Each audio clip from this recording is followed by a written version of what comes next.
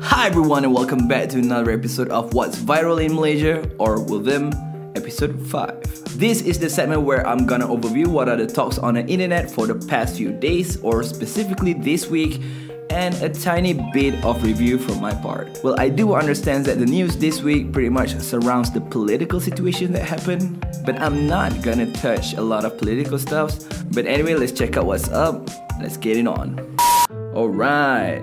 Now, about the political things that happened in Malaysia. So, Tun M resigned. Well, with my HR background, I do want to know how does a PM resign? Does he have like an exit interview or like a performance appraisal or something? But anyway, I'm not gonna talk about a change in government. I'm gonna talk about a circus that happened in front of the palace, depan istana. So there are a lot of medias working in front of the palace, you know, just to get that delicious bits of the story. And somehow it became a branding gimmick. It started off after our current king gave the medias some MADs, and then it got escalated quickly. There's Milo trucks, there are a lot of people going there and give them like a nasi lemak, nasi goreng, nasi kandar pun ada. Yesterday I heard the Xiaomi companies even provide Xiaomi power bank.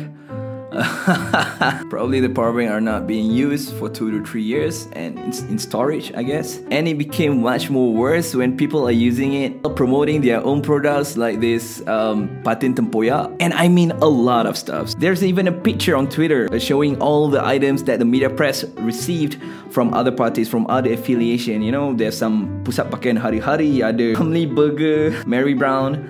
I mean, I don't know, is this normal? Because when you look at this as a perspective, it's about changing the government in Malaysia. But then when people look at this as a perspective, it somehow become like a great marketing gimmick. There's even a local YouTuber, Isarbs. His content pretty much emphasizing on giving money to people, 1 ringgit to each people for a sum of like thousands of ringgits. And he even being asked to leave by the police.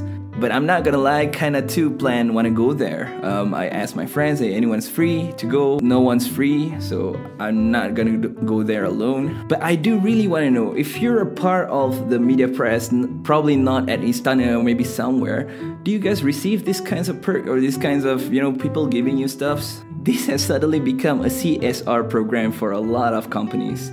Well, either yes or no, let me know in the comment. Let's moving on. Alright. Now Bunkface. Lagu akhir zaman Bunkface dikecam kerana bantah LGBT. So recently Bunkface made a comeback, or were they ever gone? But they came out with a new song called Akhir Zaman. I'll put the link of the video in the description below. Apparently in the song Akhir Zaman there's a lyric said LGBT pergi mampus. LGBT stands for lesbian, gay, bisexual, transgender or transsexual.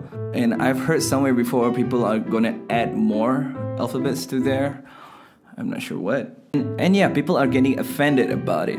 But I'm not sure if the people that are offended are actually part of LGBT community, or just their supporters, or just a keyboard warrior. Because the context of LGBT is always controversial when it comes to Malaysia, because we are really sensitive about it, because we're an Islamic country. And there are a lot of comments sprayed towards Bunkface saying they're homophobic, transphobic. Oh, so there's a transphobic. I mean, why the hell are you guys talking about this in the first place? I believe all musicians, regardless if they are success or not, all of them probably think that, okay, I'm gonna do a song that can change the world. You know, something like sending a great message or ideology. And this ideology is actually not new. Because what Bunkface is doing right now, there are probably a lot of reasons, publicity stunts. Maybe they are trying to do that, they're trying to create a song that can change the world. They are at the positions where millions of people in Malaysia will listen to their songs. And or maybe they are getting sick of LGBT communities, who knows, they're just expressing themselves. Whether this is good or bad, for Bunkface publicity, yes. For Malaysia to keep standing as an Islamic country, yes. For the negative impacts on social media, well. But here's the thing for sure, if you guys support LGBT or not, if you say anything on the internet right now, it's just make them much more famous, much more relevant. Or if you're not supporting LGBT but you still make a fuss on the social media just to join in with the fun, I would suggest just go in front of Istana to get some Xiaomi bank. It's much more beneficial.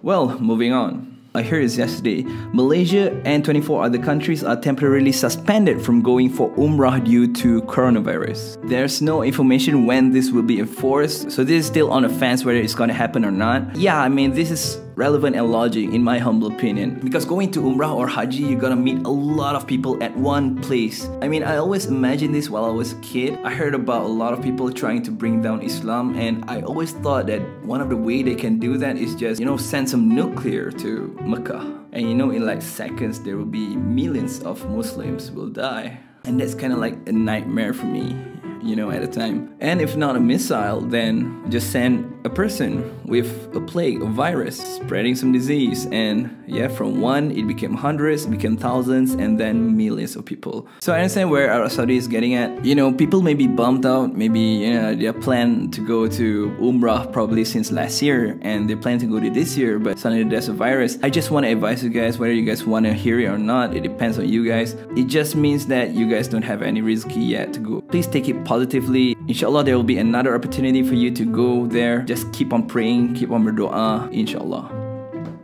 Let's move on. Alright, let's see Twitter. Is there any fun stuff on Twitter? You know, when I work at the office before, there are times when you get so stressful and you want to take like 5 to 10 minutes break, maybe smoking break or maybe toilet break. And during that time, I always open up any, you know, Kittens video. Oh yeah, another one. Anna Kendrick play Cups in Pitch Perfect. Somehow after watching that, I was like, refreshed. You know what, I guess that's about it for today's episode of Movim. But I kinda like this week's news compared to previous weeks because there are a bunch of negative things that happened for the past few weeks, which when we talk about it kinda bums people out. But anyway, you guys, thank you so much for watching. Let me know if you guys have anything in mind for me to talk about. Let me know in the comment section below so all of us can have like a bit of discussion down there. Well, thank you so much for watching, guys. This is another day and this is another video. Don't forget to have fun.